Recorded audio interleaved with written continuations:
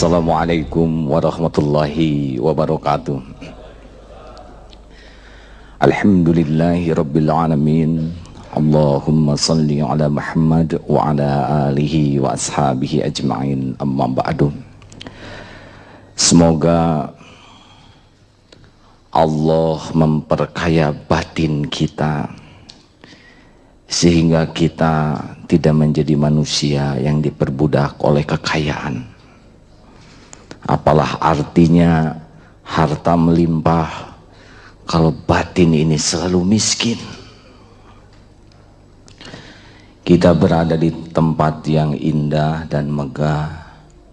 Mudah-mudahan kita memiliki pribadi yang jauh lebih indah daripada bangunan ini. Apalah artinya kita berada di bangunan yang indah, tapi pribadi kita tidak indah. Kita lihat ruangan ini nyaman karena sejuk, lapang. Tapi mudah-mudahan jiwa kita lebih lapang dari ruangan ini.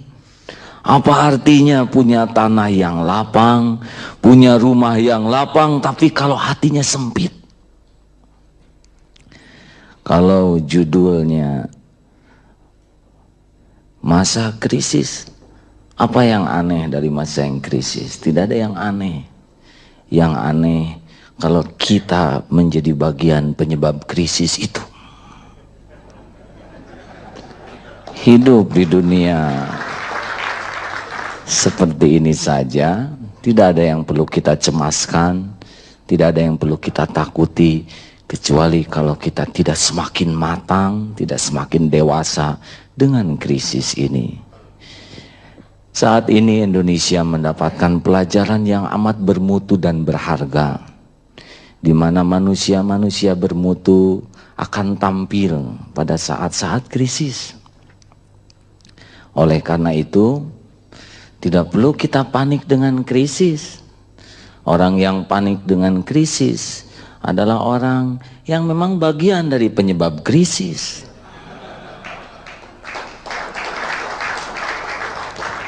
Saudara-saudaraku yang budiman, saya mohon maaf, saya agak bingung.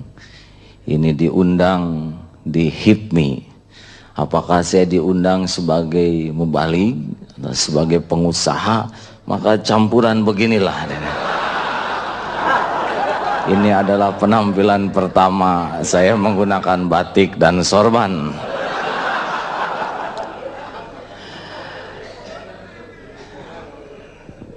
Bapak-bapak dan ibu-ibu yang budiman, ini kata-kata yang paling saya sukai dalam hidup saya. Etika, bagus. Bisnis, memang kita diciptakan untuk bisnis. Allah mengajari kita menjadi manusia ekonomi. Pahala, sorga itu adalah keuntungan. Kita dididik untuk cari untung, bisnis. Krisis adalah masa pengkristalan manusia-manusia bermutu. Ini judul bagus. Pengusaha muda, nah ini yang agak sedikit bingung. Pengusaha muda kita beragam latar belakangnya. Ada yang warisan dari orang tua.